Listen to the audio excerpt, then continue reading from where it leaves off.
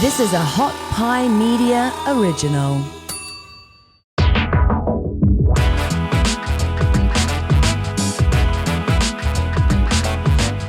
Hey, what's up, everybody? Welcome to the DNP-CD Sports Podcast presented by Oddshark.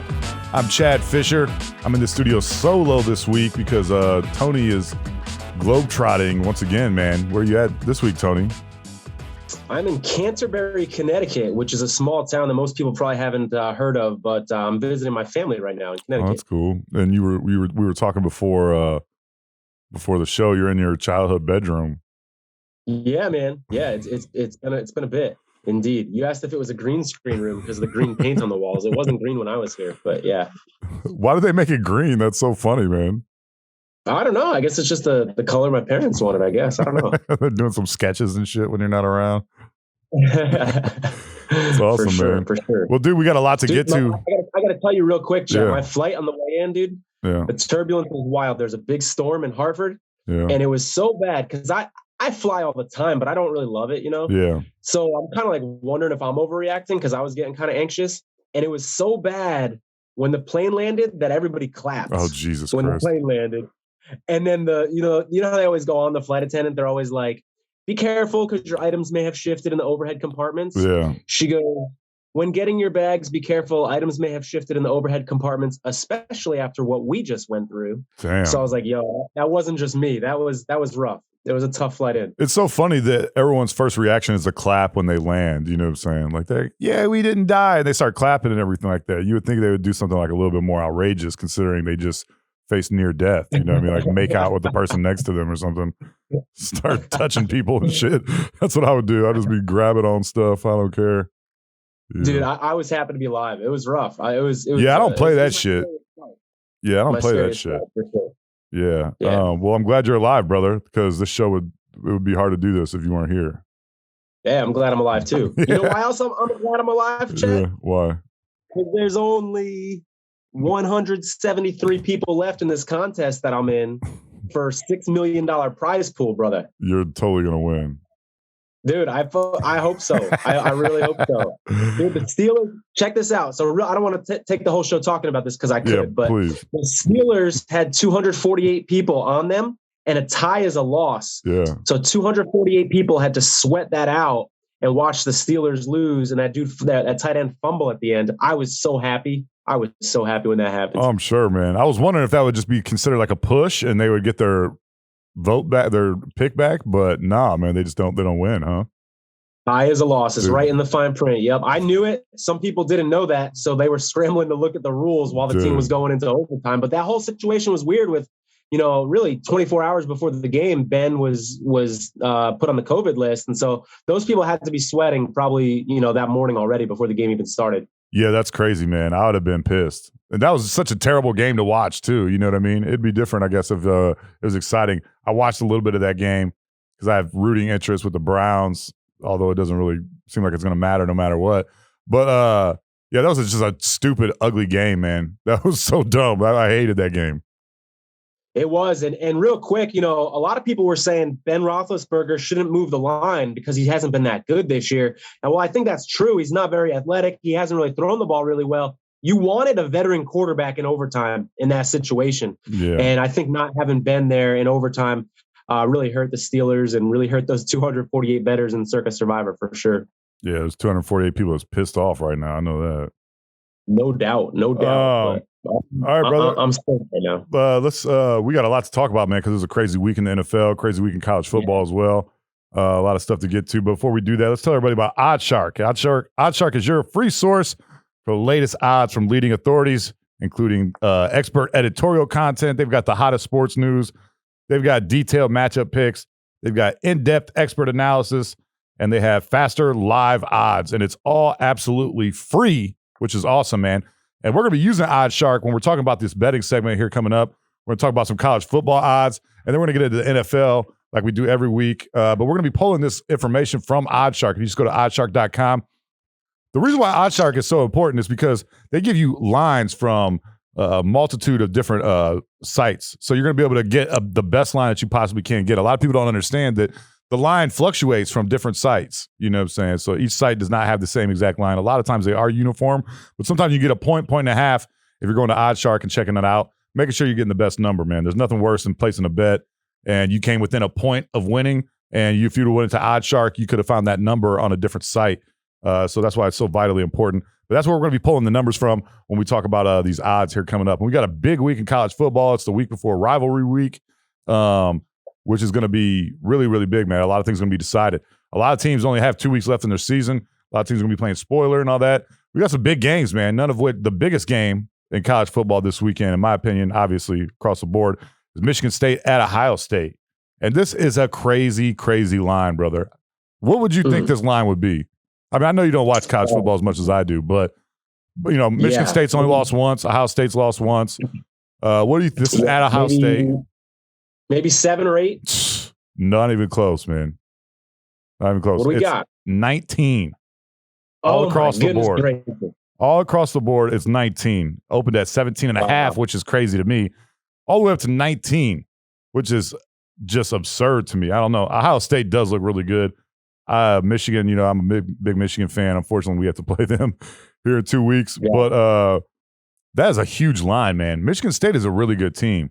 Mel Tucker has come in there, really turned that program around really quickly. I don't think anyone foresaw how fast he could have turned that program around. He got so many transfers and everything like that.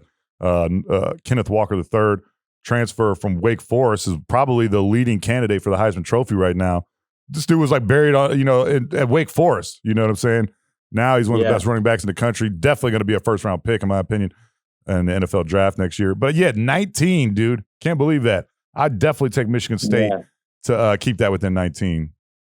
Like you said, I haven't been following college football as much this year, and my guess was just based off of, you know, their rankings and the little bit that I've seen so far this year. So yeah, getting that many points is definitely appealing. I will say this though, Chad. I know last week you and I both felt like that was a little bit too many points for Ohio State last week. I didn't see that game. What went wrong there? Were there, you know, defensive touchdowns, or why did we not cover there? Dude, Ohio State just jumped on them early as hell. That offense is so explosive. Probably one of the most, if not the most explosive offense in college football right now. C.J. Stroud could be a Heisman candidate as well.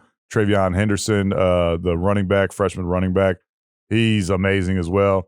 They're just got so much firepower, man. They probably got at least 2 first-round picks at the wide receiver position. Just an abundance of talent. They just jumped on Purdue, and before Purdue knew it, they were down 3 scores, and that game was over. You can't play from behind against Ohio State. They're just they can do whatever the hell they want. Their whole playbook's accessible at that point. They just pin their ears back, and they just jumped all. I mean, they gave up 30-plus points to Purdue, but they scored damn near 60, you know, so. Could something similar happen against this Michigan State defense this week? Absolutely, because Michigan State is definitely – they're vulnerable against the pass. The defensive backfield is not very good.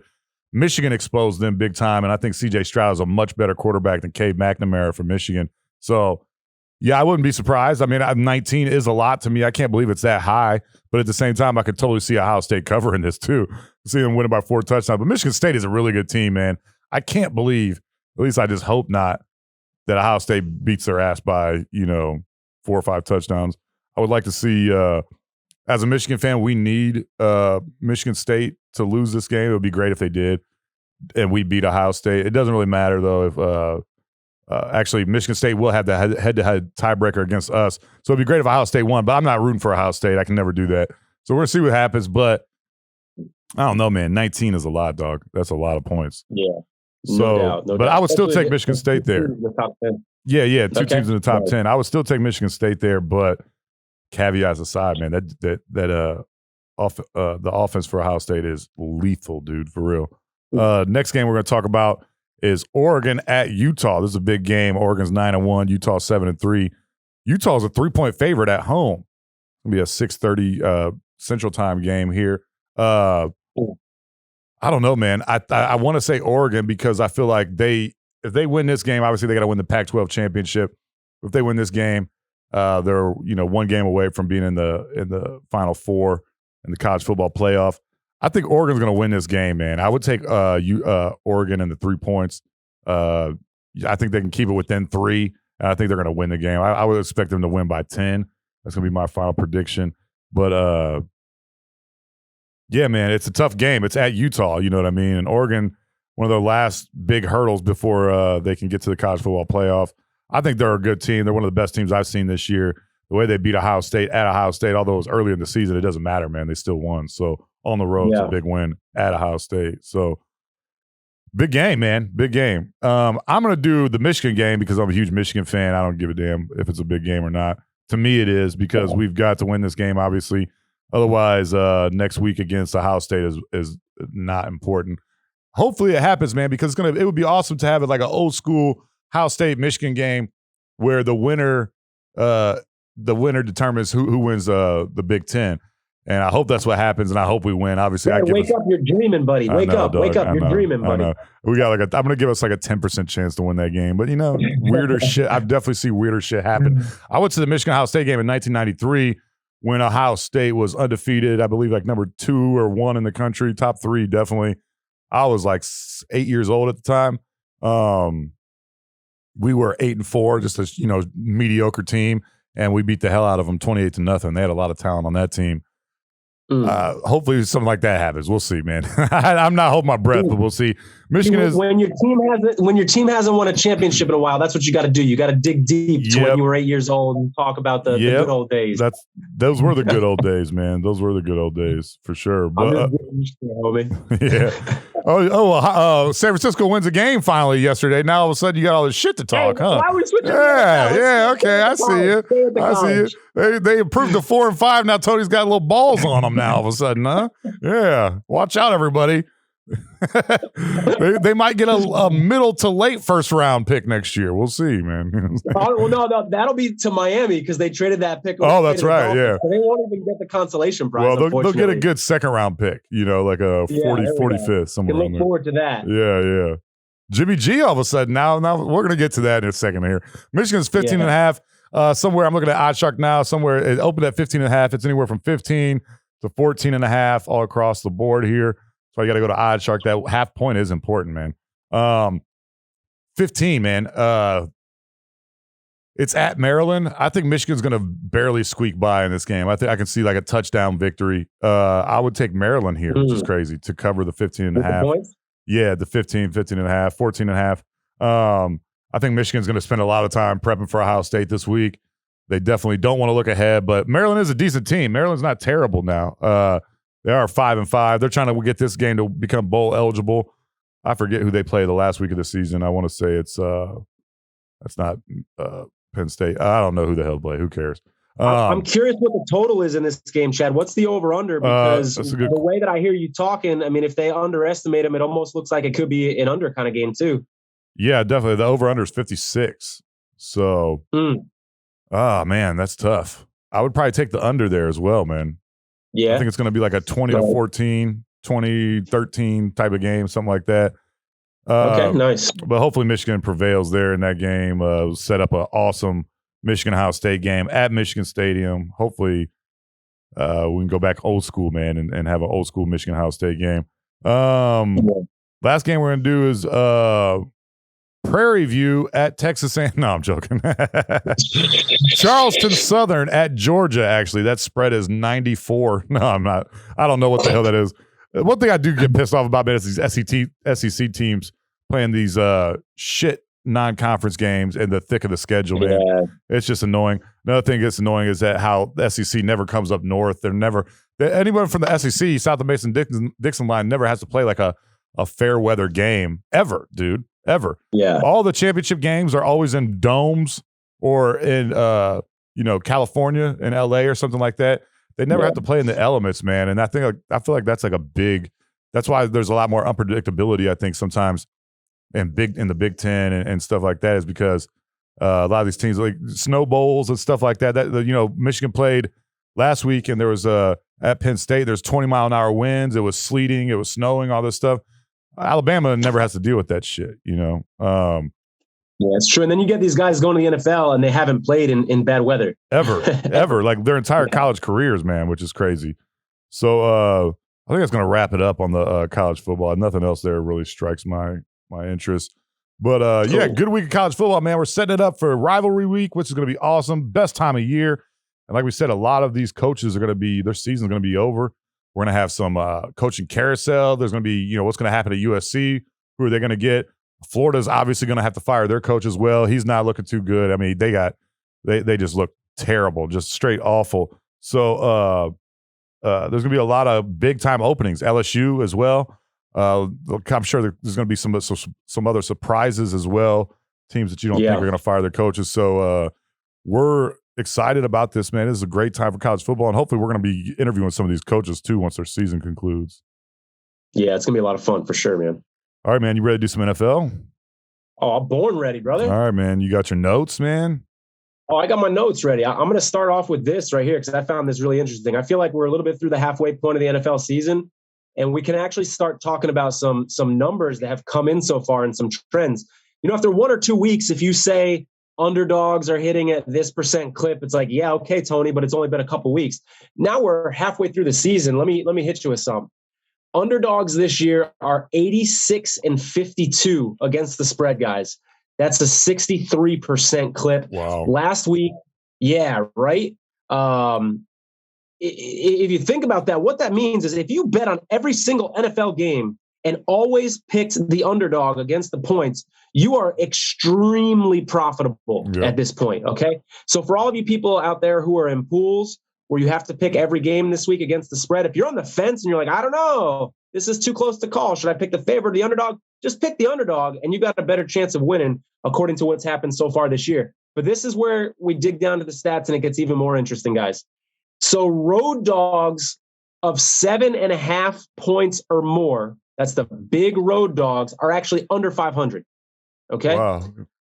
Road dogs of 7 or less were 4-2 last week in week 10, by the way, and are 47-17 against the spread. That's a 73% clip against the spread, which is ridiculous. There's 4 teams this week that fit their criteria, and when we're going through the games, I'll mention who they are. The last thing that I'll say, we don't talk about totals a whole bunch on this show, but the unders are hitting 80. They're 84-65. They're hitting at a 56% clip so far this year, including the Monday Night Football game, 49ers at Rams, hit that as well. So dogs and unders all year so far. Keep that in mind as you're making your selections, and especially those short road dogs, 7 points or less. That's wild, man. That's a massive number too, man. Jesus, bro, you and I were 73%. Yeah, you and I were complaining a couple of weeks ago. That fits the numbers too, because we were saying like these large underdogs were getting beat, and they were the favorites were covering the spread. But then you're saying 7 or less, they're not. The road underdog is covering. Yep, it's really right around that 7.5 point mark where we start to see a difference. So yeah, we got a lot of those games. Big favorites are covering, but those short road dogs, that's the way to go. And a lot of times those are the games you don't want to touch. You're like, they're on the road. I'm only getting 4 or 5 points. I'm not getting a full touchdown. No, those games are hitting. It's interesting. It means that the casinos are doing well. Yeah, definitely. When the unders and the dogs are hitting, the casinos are doing well because the public typically likes to bet favorites and overs. Yeah, that's my dumb ass. I do that. So yeah, you're a little square. We're working on you, though, bro. We're working on you. I'm working on it. Yeah. So let's get to the first game of the week, man. What do you got? All right. So we got the Thursday night football game, Patriots at Atlanta. This game's up to 7, guys. It was 5.5 for a while. Then we got the news that Cordero Patterson's going to be out. He's kind of, Atlanta's do-it-all running back and wide receiver. That dude's incredible. He's going to be out of the game. We know Calvin Ridley's going to be out of the game. That really leaves Atlanta with only one legitimate receiving option, in my opinion. And what does Bill Belichick like to do? What is he known for on defense, right? Yeah, taking away their best player, their best option. Absolutely. So let's assume that happens because Bill Belichick has done that throughout his career. How in the world is Atlanta going to keep up with New England here? Now, 7 points is a lot. I liked it a lot better when it was at 5.5. That's when I hit it. Now that it's at 7, I can't recommend a play on it. But what I highly recommend is a teaser here, guys.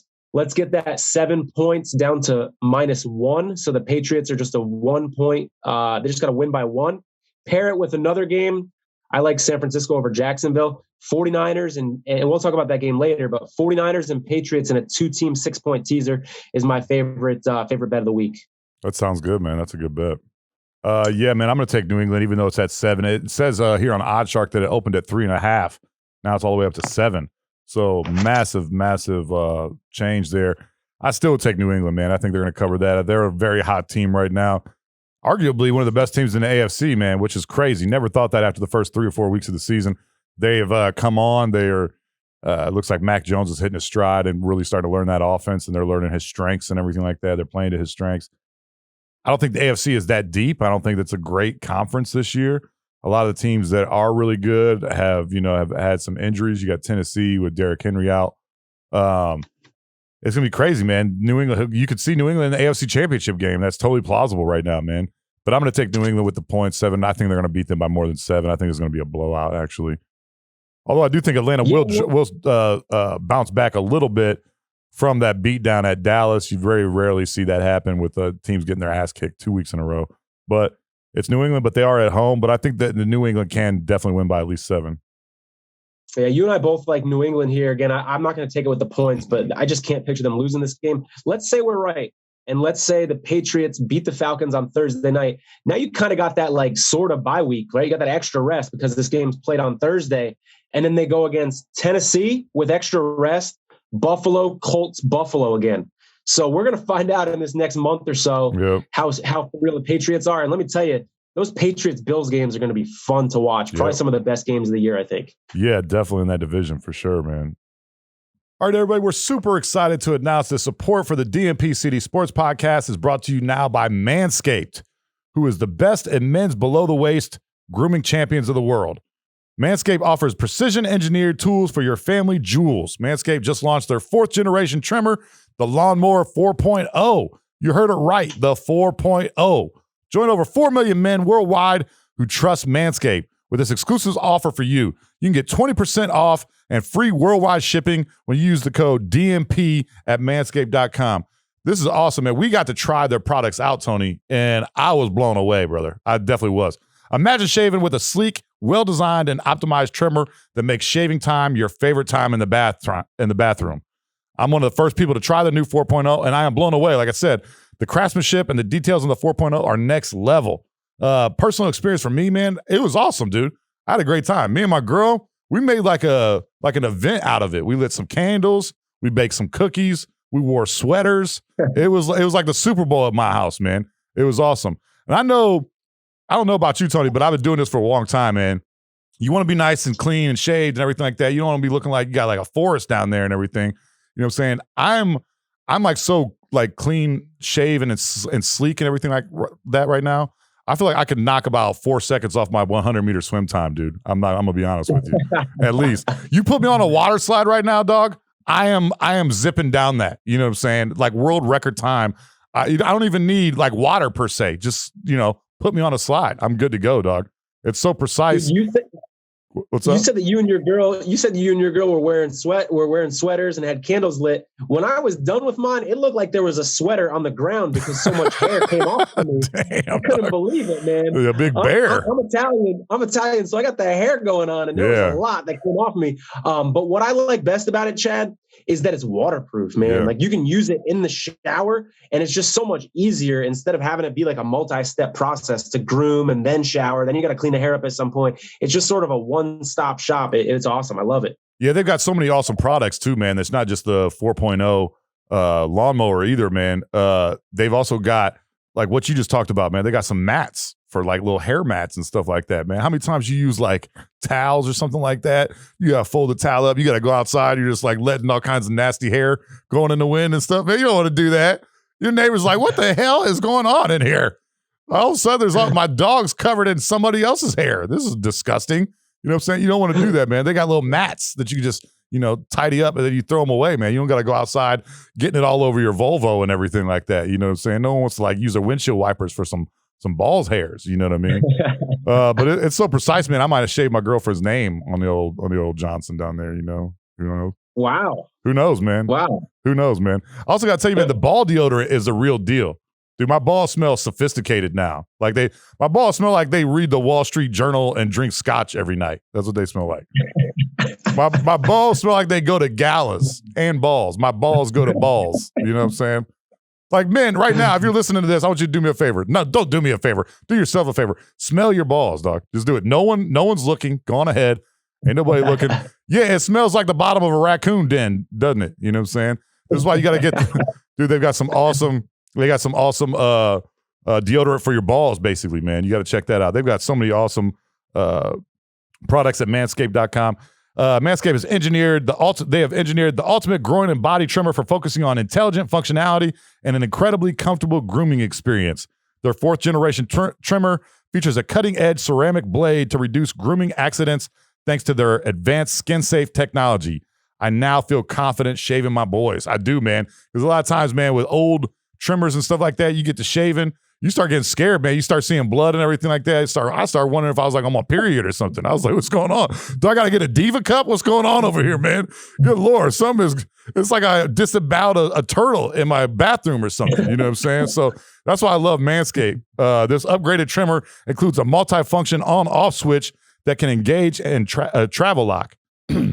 It also gives you the ability to turn the 4000K LED spotlight on and off when needed for a more precise shave. I love that, man, because you get to see exactly what you're doing. Before you know, you got some stupid haircut, man. You got the little flashlight on there, man. You know exactly what you're doing. That's how my balls got a fade right now, dog. I'm gonna be honest with you. That's how precise this is. My shit got a fade. For real, it's great. I love it's just so thoughtful too, man. Who doesn't want to have like a little flashlight on the end of their shaver, man?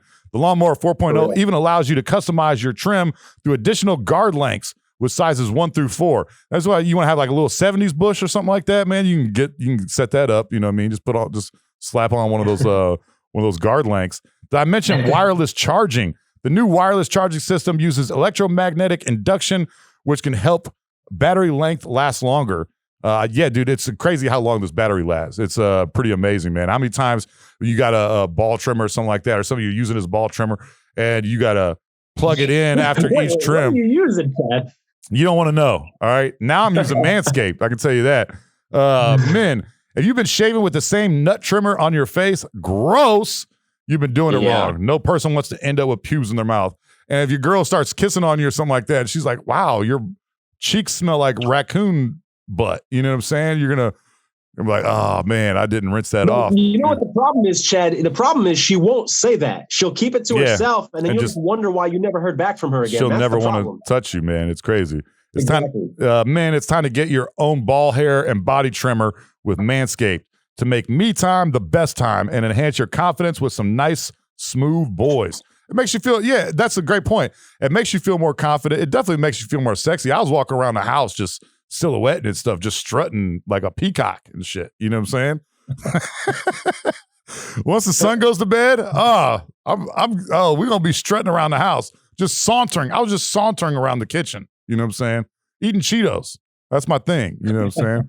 But what's awesome is that you can get 20% off and free shipping with the code DNP at manscaped.com. That's DNP as in did not play. Your balls will thank you. Like we said, free shipping, 20% off. It's a great deal, man. This is one of the best things, one of the best products I've ever used, to be honest with you, man. The ball deodorant, I can't recommend that more highly. It makes you smell really good. It makes you smell amazing, man. My girl definitely commented on how much she liked it, for sure. Yeah, and when you make this purchase, you're supporting the show, you're supporting yourself, you're growing your own confidence, you're helping yourself in the dating game. And so it's really a win-win. We encourage you to check it out. We love our device for sure. Yeah, and one thing that I want to mention is that I noticed while using Manscaped, the Lawnmower 4.0, was that I didn't get really bad red razor burns either, man. A lot of times when you're like shaving your chest or something like that, anywhere else, your balls, something like that, you get like these red razor burns. It looks like a dump truck ran over you. You know what I'm saying? Or like you got some track marks or something like that. Not Manscaped. It's a clean and smooth shave, man. Every time I've used it, it's been amazing, dude. I love it. So happy to have them as a sponsor on our show. I'm just trying to make sure I didn't forget any of these awesome jokes I wrote about them. Spent a lot of time writing jokes from Manscaped, man. If you want to hire me, hit me up. You know where to reach me. But Make sure you go to manscaped.com, enter promo code DNP. You're going to get 20% off and free shipping worldwide. Awesome deal, right? Absolutely. Up next, we got Houston at Tennessee. Tennessee's 10.5-point favorite all across the board. 10 in one or two places here. Yeah, believe it or not, I'm going to take Houston here with the points. Give me the 10.5. Tennessee's probably going to be my survivor pick for my big contest, so I will be crying like a baby if Houston wins outright. But I do like Houston plus 10.5 here. I just think that this could be a flat spot for the Titans, guys. Next week, as I said, the Titans play who? Bill Belichick and the Patriots. You got Mike Vrabel going up against his boys, his old team, that he wants to do well against Belichick. I just think this is a little bit of a look-ahead spot and a little bit of flat spot in the schedule for the Titans, who've really been playing really well. They just had that big upset of the Rams. People are starting to take them seriously. And it seems like all year in the NFL, every time you go, wow, that team's better than I thought, they shit the bed. And so I think something like that could happen. I don't think Tennessee has a chance of losing. I really don't. But I like the Texans here with 10.5 points. Yeah, 10.5. That's a lot of points, man. But I also think Tennessee's playing pretty good football right now. I don't want to mess with a spread this large, to be honest with you. But if I had to, I think I'd go with Tony, man. I'd say that Houston's going to keep that within 10 points, man. I think they can. All right, next up, it looks like we've got Green Bay at Minnesota. 2.5 points here. Green Bay's a 2.5-point favorite. They're going to be without Aaron Jones. Packers got some good news because it looked like Aaron Jones might be done for the year. Dude was on the sideline crying, talking to his family in the stands. He was out of uniform. And the Packers actually got really good news that he was only out for a couple weeks, but he will miss this game. I think the hunger factor, I like Minnesota here, plus 2.5. I like the fact that Minnesota won last week. By the way, Chad, you and I both had that upset. We told people take the Minnesota money line last week. We absolutely nailed that, even though a lot of the public was all over San Diego, or all over the Chargers, excuse me. Minnesota did well without Harrison, their safety, without one of their offensive linemen. They were banged up, COVID banged up, and they still found a way to win that game. Dalvin Cook actually did pretty good, not as good as I thought he was going to do against the Chargers, but did enough to win. I'm going to go with the hunger factor here, and I'm going to take Minnesota plus 2.5. Oh, wow, man. That's a bold pick there. But actually, I don't think it's like that crazy of a pick because Minnesota is a good team, man. Every game besides one this year has been very close. Yep. They really beat the Chargers last week. I watched at least the second half of that game. They got a great defense, man. Mike Zimmer, if he's not a head coach in this league, he's definitely a damn good defensive coordinator. And he calls the defensive plays for Minnesota. They're in every single game, man. They've lost. They don't have a winning record in those games, but they're a tough team, man. And this is at home. It's big. They're fighting for their playoff lives. I'm still going to take Green Bay, though, man. Aaron Rodgers, I think that they're going to win this game by more than 3 points. It's Aaron Rodgers. I think he's last week, I think it was like a, kind of shake the rust off a little bit type of game. I think this week he's going to come out firing in the dome. No weather. I think Aaron Rodgers is going to have a big week, and they're going to cover that spread. Yeah, so we're on opposite sides of that one. It's not a big play for me. It's just a slight lean to Minnesota. And hey, Kirk Cousins is playing, and it's not in prime time, so he's actually got an opportunity to play well because the lights aren't on. So that's good. Might be all right. Next game, we got Baltimore at Chicago, and this is one of those games no, it's not. Baltimore is a 6.5-point favorite, 6 in some places. What's your thoughts on this game, Tony? So Baltimore, like you said, 6 or 6.5. If you like the Bears, obviously take the 6.5. Obviously, if you like Baltimore, take the 6. I'm actually going to take the Bears here. I like the fact that they're at home. I like the fact that they've got extra rest. I really like the fact that I think the script, the game plan is out on how to beat Baltimore. Because the last time we saw Baltimore, the defense crowded the line of scrimmage. It looked like they had all 11 guys in the line of scrimmage. There was nobody in the middle of the field, and Lamar Jackson and the Ravens offensive coordinator couldn't adjust. So they could have thrown some slant patterns in the middle, some drag routes, something like that. They just didn't, and they struggled, and they looked bad Thursday night. And so I think Chicago is obviously going to try that early on. And the Ravens showed no sign of making those adjustments last week during in-game. Now, they had a little bit of time to adjust. We'll see what they've come up with. But I think the script is out. I think Baltimore is going to struggle in this one. I like Chicago plus 6.5 here at home. Yeah, man. Baltimore has had some trouble in the last few weeks, man, and honestly, all season long. There's one or two games that they definitely should have lost. They probably could have lost Kansas City, Detroit. I'm sure there's some other ones in there I'm forgetting. They're Raiders. on the yeah, definitely Raiders. They're on the road here at Chicago. Chicago has been playing a little bit better. Justin Fields has been playing a little bit better. 6.5 is a lot, man. I'm going to take Chicago here. I think Chicago can win this game, and if not, at least come within 6.5 points. I like it. All right. Next up, we've got the Colts are 7-point dogs. Yeah, this is those games you're talking about. There were 4 games that fit the system that I referenced with those short road dogs. There's actually 5. This one was right on the cusp, and I wasn't counting this one. So this is the first of 5. Colts 7-point dogs at Buffalo. I like the Colts here. Like I said, it fits that system. I like the Colts offensive line. The Bills offensive line is banged up. And I think that's why you saw them struggle a couple weeks ago against Jacksonville. Even the guys who are playing aren't 100% healthy. I like that Colts defensive line with DeForest Buckner to give the Bills trouble. But I also think that the Colts offensive line, they've got, in my opinion, you might take some exception with this, Chad, because you got Mr. Chubb on your team, Nick Chubb. But I think the Colts have the best, statistically at least, they have the best running back in the league right now with Derrick Henry out. Taylor is just tearing it up. I think he can really gash the Bills defense. Wouldn't be shocked at all to see a Colts upset here. So I absolutely love them getting 7 points in Buffalo. That's bold, man. Yeah, I mean, Buffalo has been so hard to handicap this year, man. They're up and down. Just when you think they're turned a corner and they're going to be one of the elite teams in the NFL and the AFC, they kind of have a shitty game, with Jacksonville, Tennessee, some games you didn't really think that they would lose. I don't know, man. Buffalo's just a hard team to get a grasp on. 7 feels like a lot, but are we going to get the Buffalo team from last week, or are we going to get the team from the week before when they got beat by Jacksonville 9-6 and couldn't even produce an offensive touchdown?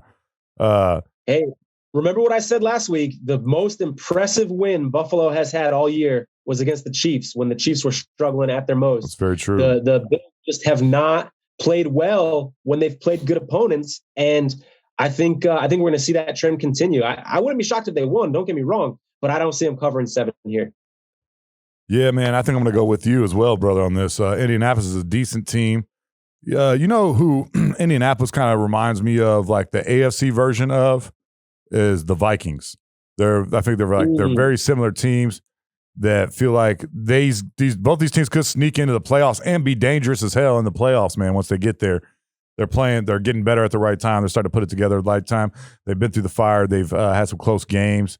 They both have dominant running games and solid offensive lines that when the weather gets tough will fare well in those, snowy games, for instance, in January and December. Absolutely. Yeah, these are teams that are built for the playoffs. Good defenses. Minnesota has a really good defense.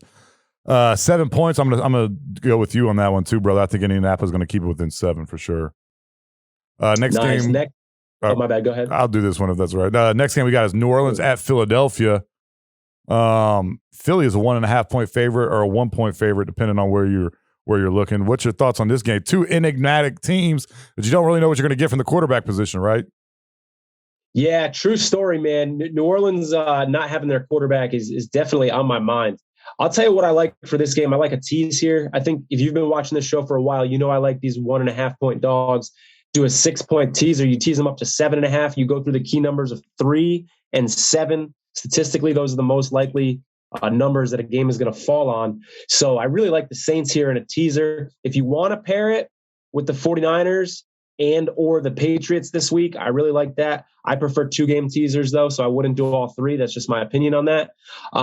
So, yeah, I like New Orleans teased up. In terms of straight up, I think this could be a really low-scoring game. I think this could be a defensive matchup. I'm probably not going to touch the spread either way straight up here.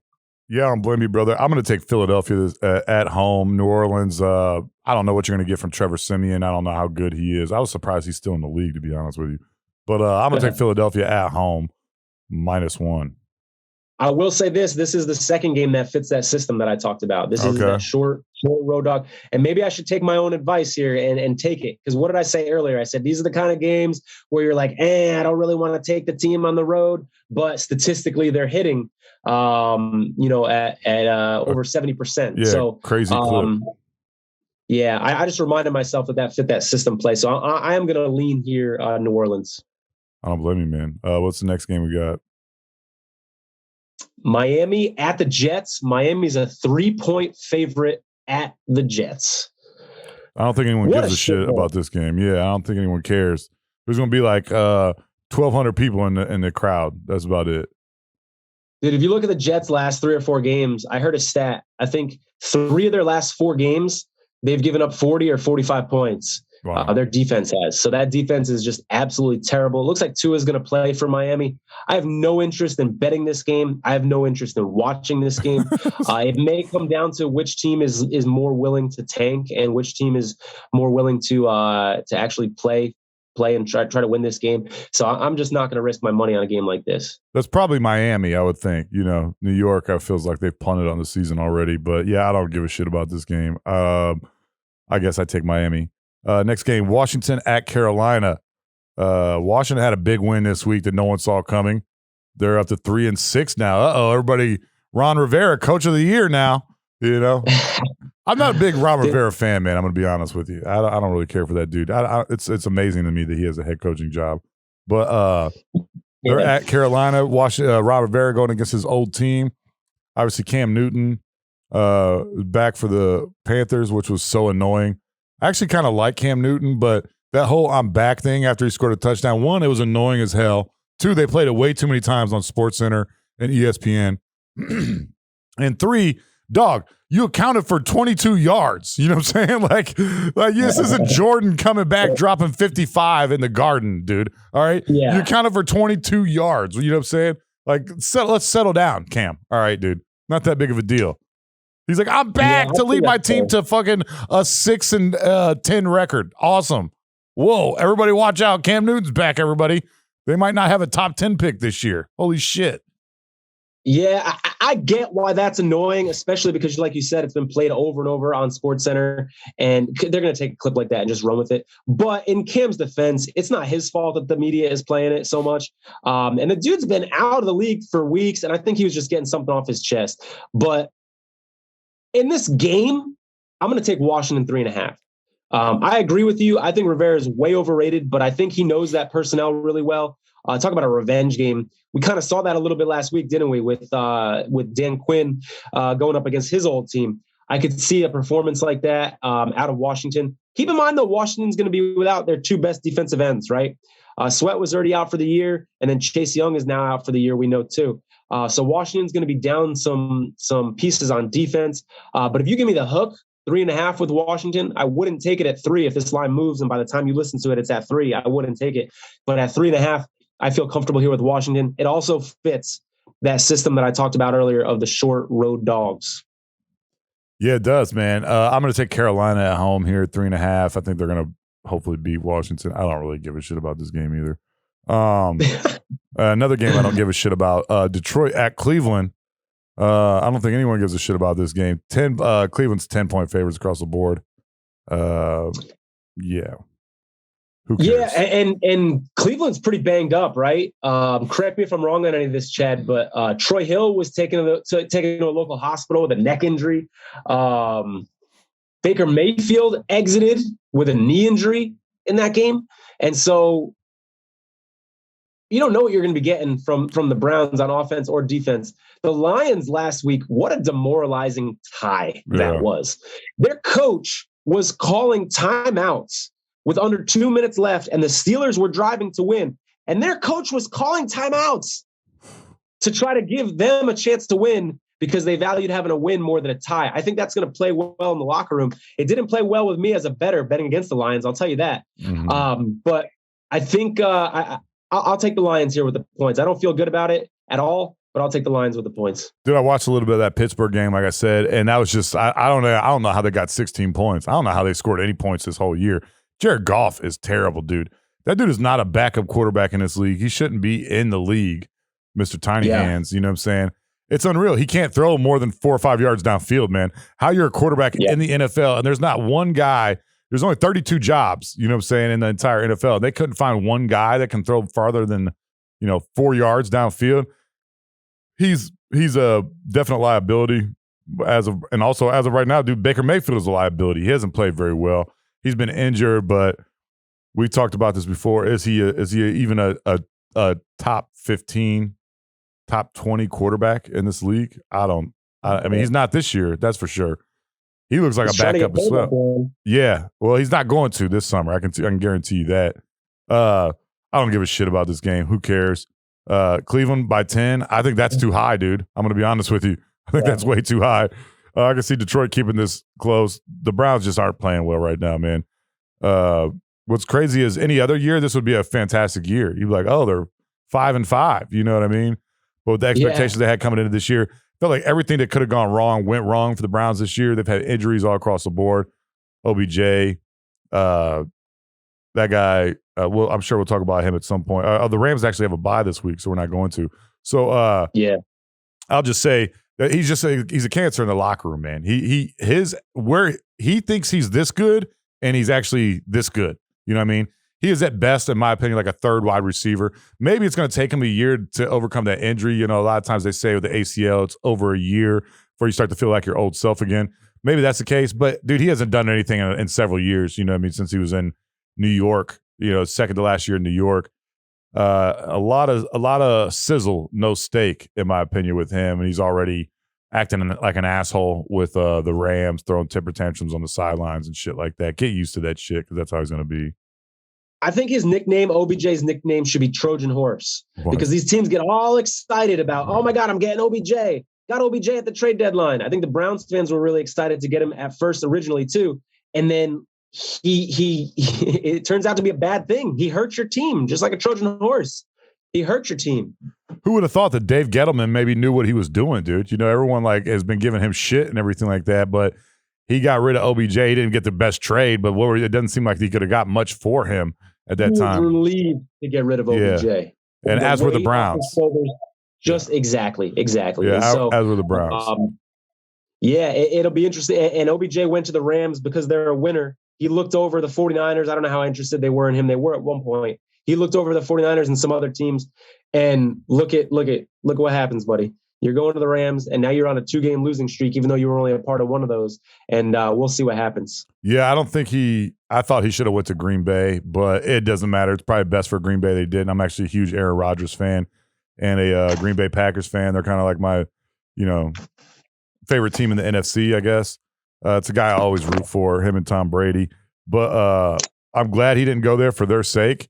But he's just a diva, man. He's just too much, man. I can't handle that dude. He's so annoying. I'm so tired of talking about this dude. I'm so tired of hearing about him and stuff. I'm just like, they're talking a lot about a guy that's going to have like 400 or 500 yards receiving this year. Let's calm down. Yeah, I don't give a shit about this line. Cleveland by 10. I would take Detroit.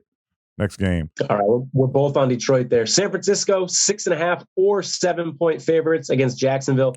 I like the 49ers -6.5 and -7. Obviously, this is where we talk about why OddsShark is such a great resource and why you got to shop around, because there's a huge difference between 6.5 and 7 points. So many NFL games are decided by exactly 7. Instead of pushing, you're actually going to win your bet if it's on 6.5. I like the Niners here to cover. Love what they did Monday night. And you know what? That game against the Cardinals was embarrassing. Okay. The more that I looked at that game, though, they actually didn't play terribly. They had fumbles and they had mental errors. But when you look at their DVOA rankings, which is a metric that Football Outsiders puts out, the 49ers actually on offense and defense rank really well in DVOA, even in the games that they've struggled. So in other words, what I'm trying to say is the 49ers are not as bad as people think. They're not as bad as their record shows. I like them to crush Jacksonville here by more than two touchdowns. Yeah, man. 4-5, up to 4-5. How do you like their playoff chances? Normally I wouldn't, but now that we got this extra wild card and there's 3 wild card teams, they're right in it. I mean, it's going to be, as of right now, the 49ers, the Falcons, the Saints, and I think I'm forgetting somebody. Vikings. And the Vikings. Yeah. It's really going to be those teams battling for that last playoff spot. Is really what's going to come down to. Panthers are up there. Falcons. Oh yeah, the Panthers with Cam now, they're a legitimate threat. They've got a really good defense. So they're right there. They're right there. And they've got the Jaguars this week, which I think we can all agree is probably going to be a win. And so in a weird way, they sort of, it's kind of early to be using this language, but they kind of control their own destiny for a playoff spot. And so it's going to be up to them. I think that they've righted the ship and they're headed in the right direction. Very disappointing season so far, but it's an extra long season, isn't it? We've got an extra game to turn things around. I think that'll help them too. Yeah, extra game, extra playoff spot. What's the line again? Oh, sorry, 6.5 or 7 points. Yeah, I think San Francisco's I think they're going to win by a touchdown. But yeah, this is why you got to go to OddsShark, folks. It's 6.5 and 7 is a big difference. I'll take San Francisco on the road at Jacksonville, even though this is fits the bill of what you talked about earlier, Tony, with the road dogs -7 or less. No, this is a home dog. I'm sorry. They're home dog. My bad. But yeah, man, I'm gonna take it does fit the underdog system, and the underdog system. If you're on the Jaguars, the underdog system is 86 and 52. That's 63%, which isn't bad. But I still like the Niners here. Hey, everybody, we just want to take a quick second to tell you about BetterHelp. That's Better HELP. Is there something interfering with your happiness or is preventing you from achieving your goals? This is something that a lot of people struggle with. I know, man, mental health is something that isn't taboo to talk about anymore. People are talking about it. It's at the forefront of a lot of conversations, and it should be because a lot of people struggle with this, and it's okay to ask, to seek help, to talk to other people about it, to get some experts to help you out so you're not dealing with this for years and years and years, So BetterHelp will assess your needs and match you with your own licensed professional therapist. What's great is that you can start communicating in under 48 hours. It's not a crisis line. It's not self-help. It's professional therapy done securely online. What's great is they also have a broad range of expertise available, which may not be locally available to you. The service is available for clients worldwide. You can log into your account anytime and send a message to your therapist. That's 24 hours a day. You'll get a timely and thoughtful response. Plus, you can see a schedule. You can schedule weekly video or phone sessions, so you don't ever have to sit in an uncomfortable waiting room as with traditional therapy. What's awesome is BetterHelp is committed to facilitating great therapeutic matches, so they make it easy and free to change therapists if needed. It's more affordable than traditional offline therapy, and financial aid is available. What's awesome about this, man, is you get to do this in your house. You know what I mean? You don't have to go driving around. You're not going waiting in a waiting room like they said. You can still be in your pajamas if you want. Be in your drawers. Absolutely. I mean, you might talk about that with your therapist. I don't know if he or she's going to be comfortable with that, but if they are, maybe put a little blanket over you. No one has to know. But BetterHelp wants you to start living a happier life today. That's betterhelp.com. You can visit their website, read some of their testimonials from real people, get an understanding and find out what works best for you. They have, like we said, a bunch of different expertise available. These people are professionals in a variety of topics and subjects and problems that you might be experiencing. We've got a special offer for our listeners. If you go to BetterHelp, that's HELP.com/DNP, as in did not play, you're going to get 10% off your first month, which is awesome, man. Heck yeah. You get 10% off some therapy. You know what I'm saying? It's a win-win. You get help through therapy and you're saving money. Yeah. People around you are probably going to be happier that you're getting help too. That's great. And what's awesome about this, man, is that you can start taking control of your life today. It's 48 hours. 48 hours from now, you could be onto a better version of yourself. It's awesome.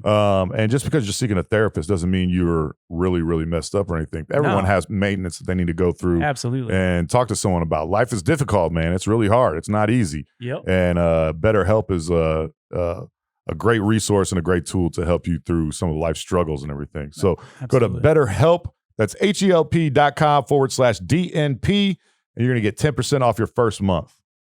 Next game, Cincinnati at Las Vegas. This is going to be an interesting game for both these teams. A must win for both of these teams as well. You've got the Raiders are coming off that loss last week. They looked pretty listless, in my opinion. The Bengals are both at 5-4. This is going to go a long way in deciding which of these teams, if any of these teams, are going to make the playoffs. Big game for both of these teams, man. As it sits right now, we're looking at OddsShark. Cincinnati is a 1-point favorite all across the board, it looks like. Yes, all across the board. Even in one or two places here, actually. But at Vegas, who you got here, Tony? I really like the Raiders teased. They're +1 at home. Give me 6 points so that I can tease it up in any of those three games that I mentioned earlier. If I've got to pick without teasing it, I'm going to take Vegas too. But I'll tell you what, man, Vegas has been through a lot. We know about the John Gruden thing. We know about Henry Ruggs. We know about their defensive back from Ohio State. I'm forgetting his name right now.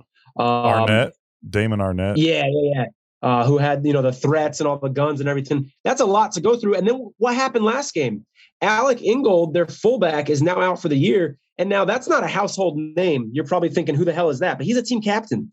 So you've gone through all this off the field stuff. And now your team captain, one of your team captains, is now out for the year with an injury.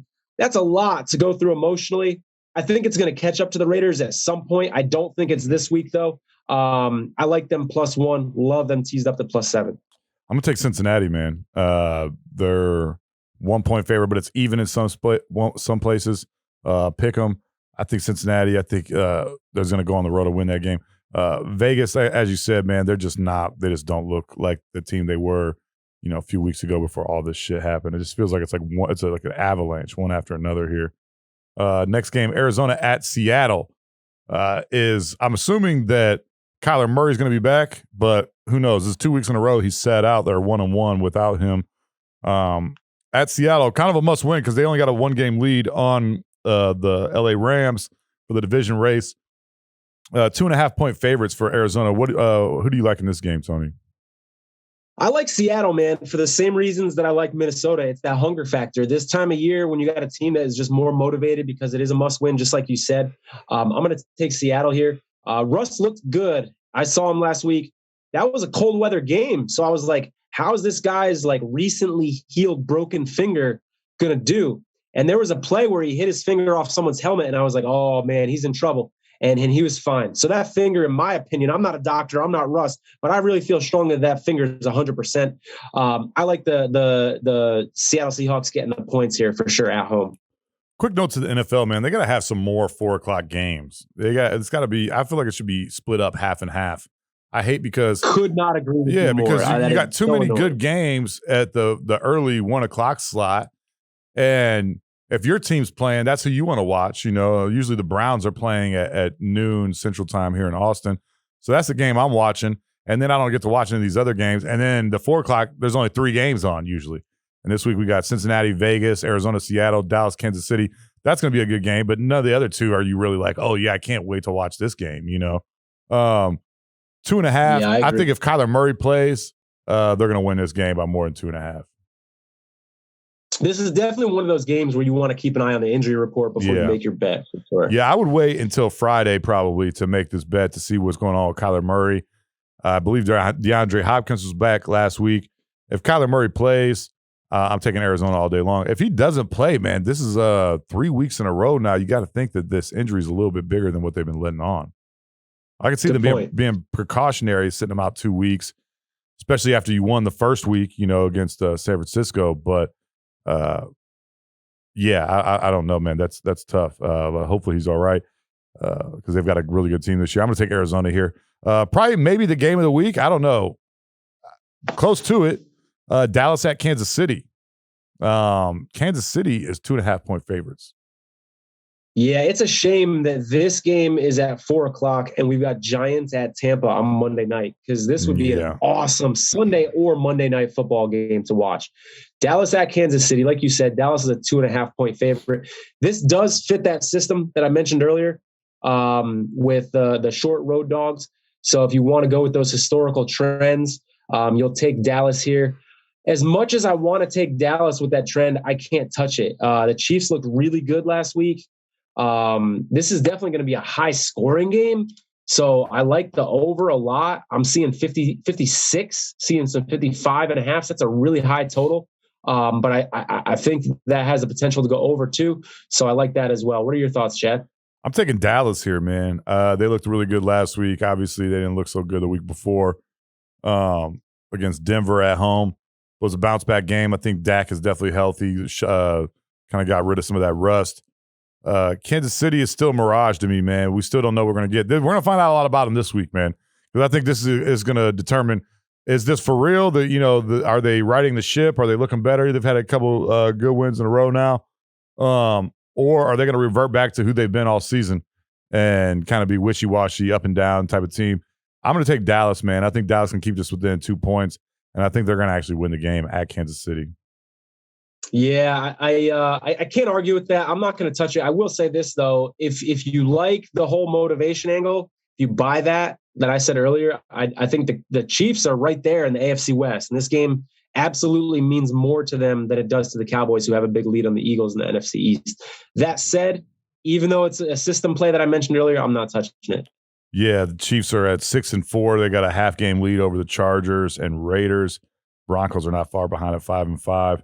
The Cowboys have a 4-game lead in the NFC East. They are 3-1 on the road this year, but I also think that they're fighting for the number 1 seed in a first round bye. Right now, they only have 2 losses. Good point.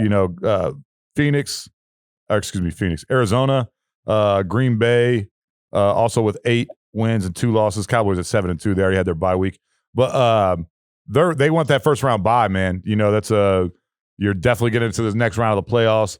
They know how important that is. They want a home game. I mean, they're going to get at least one home game. They want that to go through Dallas, man. I think Dallas is going to win this game, man. I think they're a better team. I think they're a pretty good team. I think despite Mike McCarthy, they're a really good team.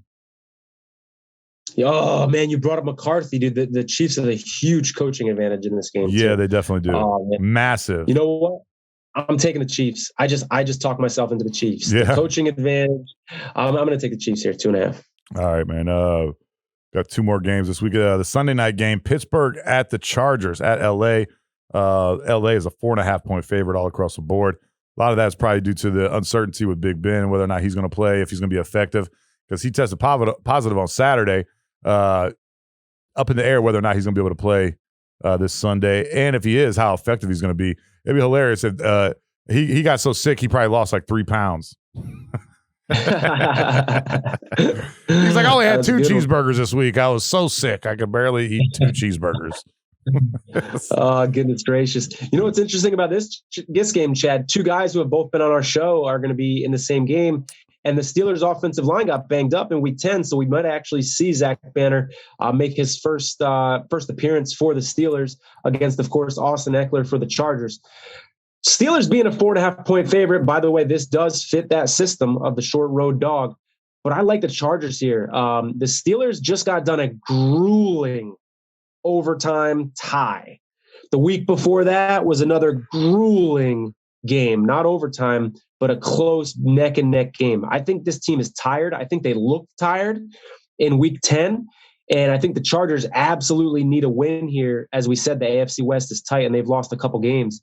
I think we're going to see the Chargers come out and actually win by more than a touchdown, never mind the 4.5. Yeah, I think so too, especially if Mason Rudolph is the quarterback. That dude has not proven that he's even like a viable backup in this league. He looked just as bad, if not worse, than Jared Goff last week against Detroit. They couldn't beat the worst team, one of the worst teams in the NFL's history at home last week. Even though they did have a backup quarterback, you still got to win that game. They weren't able to do that against probably one of the worst quarterbacks that's ever been a starter in the NFL in the last few years. They couldn't get it done then. They're not going to get it done on the road at LA.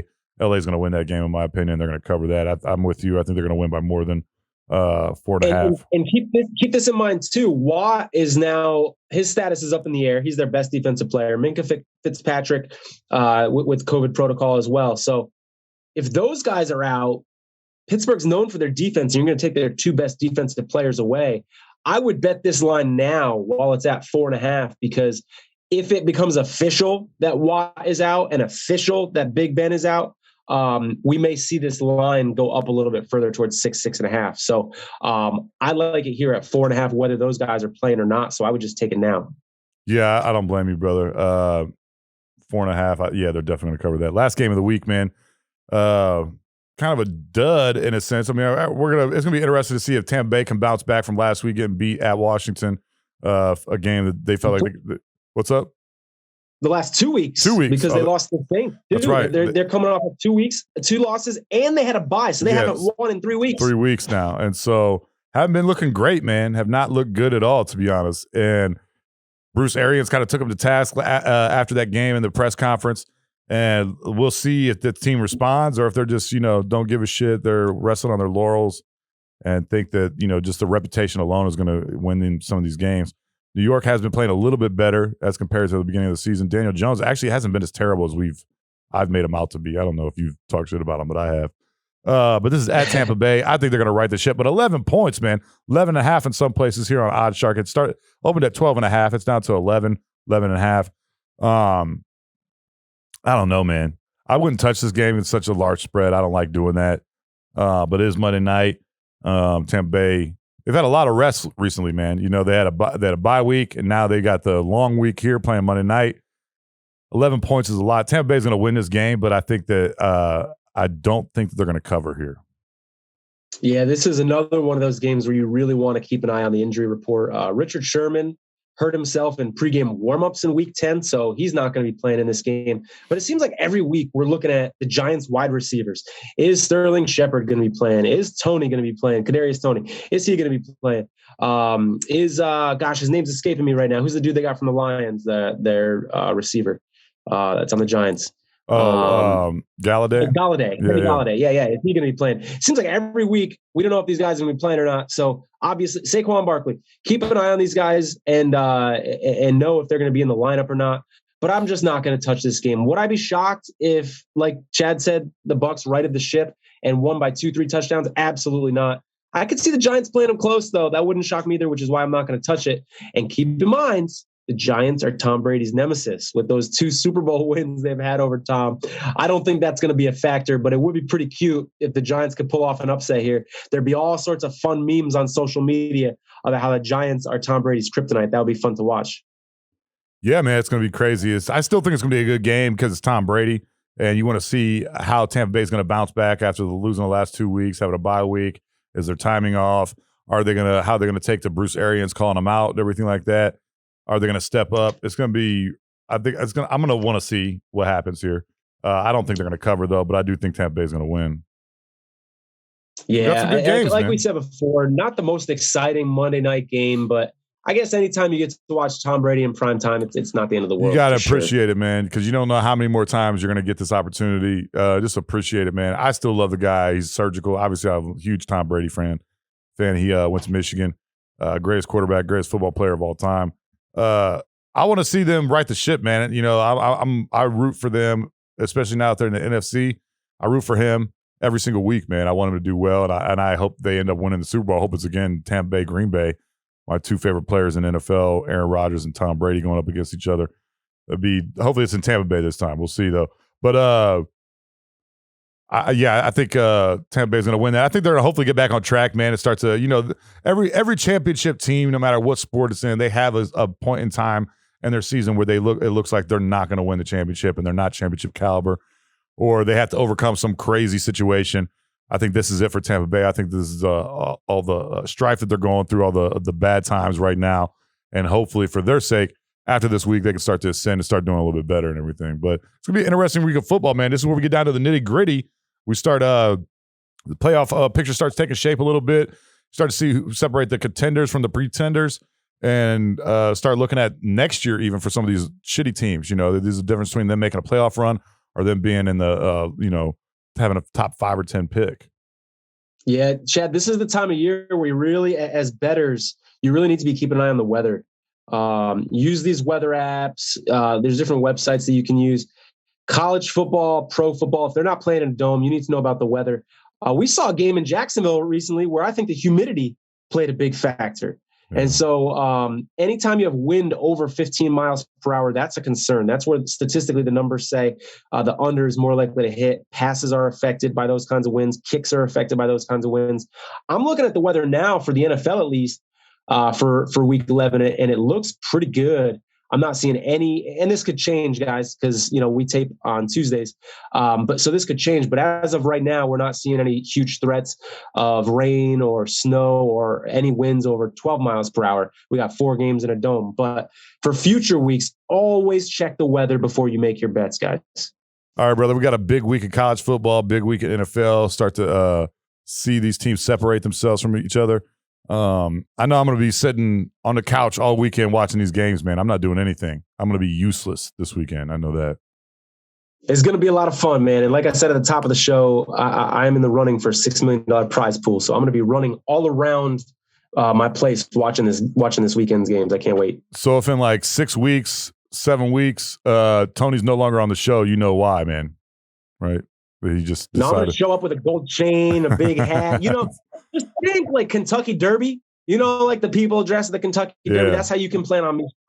You're about to show up to the studio on like a damn horse or something like that, like a carriage and shit, drinking water. Oh, yeah. I won't even tell people I won. I'm just going to roll up in the new car, and that's how you're going to find out I won. That's awesome, man. I love it. This whole time we've been talking about these odds and everything like that. We've been going through OddsShark, oddshark.com. It is your free source for the latest odds from leading authorities, expert editorial content, the hottest sports news, detailed matchup picks, in-depth expert analysis, and all of it is absolutely free. You can bet on any sport. Yes, any sport in the world. Professional college, football, basketball, baseball, hockey, soccer, MMA, boxing, tennis, NASCAR, F1, all of them. You can also bet on stuff that's not sports, man. You can bet on the Grammys. You can bet on the Oscars. You can even bet on Jeopardy. It's an awesome resource. Big important reason why we love OddsShark is because you can see the different lines, different spreads from all these different sites. Make sure you're getting the best line. That's what we've been referencing this entire episode. It's a go-to resource for us and has been even before they became a sponsor of the show. Super proud to have them as our lead sponsor on this show. Make sure you go to oddshark.com for all that information. That's ODDSSHARK.com. And like we said, it is a free resource. You'd be a fool not to use this. Right, Tony? Yeah, could not agree more. Yeah, definitely. So this is a great week, man. Looking forward to having you back in the studio. Mr. Tony Globetrotter Vegas 500, man. We're looking forward to seeing you again. And don't get me wrong. I'm looking forward to being back in the studio too, Chad. But this was kind of sweet, being able to just not really get fully dressed, not have any deodorant on, not having to drive into the studio. I mean, this is kind of a sweet setup. I mean, I wouldn't mind doing this a little more often. Oh, that's cool with me, dog. You can do that all you want. Especially if you ain't wearing deodorant. You need to stay your ass home anyways, motherfucker. You ain't come in here smelling like butthole and shit. I ain't going to be having that. No, don't worry about me. I wear sweatpants. You got the sweatpants. We don't have a guest on this week. I was like, dog, Tony getting sweatpants this week. I don't give a shit. And they might have a mustard stain on them. I don't know. You know what I'm saying? That's not for me to decide. But this is a really good episode, man. I appreciate you calling in from up in Connecticut, right? That's where you're at? Connecticut, Canterbury. My hometown is Norwich, Connecticut, the birthplace of Benedict Arnold, but I'm in Canterbury about 15 minutes away right now. Oh, okay. Cool, man. Well, awesome, brother. Safe travels. Well, I'm sure I'll be talking to you via text and everything like that. Safe travels. Are you going to be back before the weekend? Yeah, I get back Friday. Oh, okay. There you go. Just in time for all the NFL action and everything. Oh, yeah. Sweet, brother. This is an awesome episode. Make sure you give us a follow on all the social media platforms. We are at DNP-CD Show on Twitter. Everything else, we are at DNP-CD Sports. Give us a follow. Subscribe to our channel on YouTube. That's at DNP. I'm sorry. What is it, Colton? DNP-CD Sports on YouTube. We just got that name switched over. Give us a follow. Tell your friends about the show. Subscribe. Give us a thumbs up. Review the show. All that stuff helps us and helps us get bigger and better guests as well, too, man. So, Tony, we look forward to seeing you next week, man. Got to have a lot to talk about next week as well. And we might have a guest in studio. We'll see. Or via Zoom or something like that. We'll see. We'll definitely have a few of them here in the next few weeks and stuff. So we're excited about that. Some big name guests, too. Some guests that I'm really excited about. Can't wait to share who some of these people are with you guys that we think are just going to be awesome interviews. So make sure you stay tuned, subscribe, watch, follow us on Twitter at DNP-CD Show. Go to hotpiemedia.com for all of our past episodes. Also to check out other podcasts produced by Hot Pie Media. They're awesome. They've got basically podcasts, any podcast you could think of, they make and produce. And they just signed some new podcasts with some very big celebrities and stuff. So you want to check that out as well. We'll see you guys next week. For Tony, I am Chad. Peace out. Thanks for listening. You can find more episodes and all of our other Hot Pie Media originals baked fresh daily at our home online at hotpiemedia.com, the Hot Pie Media YouTube channel, or wherever you listen to podcasts.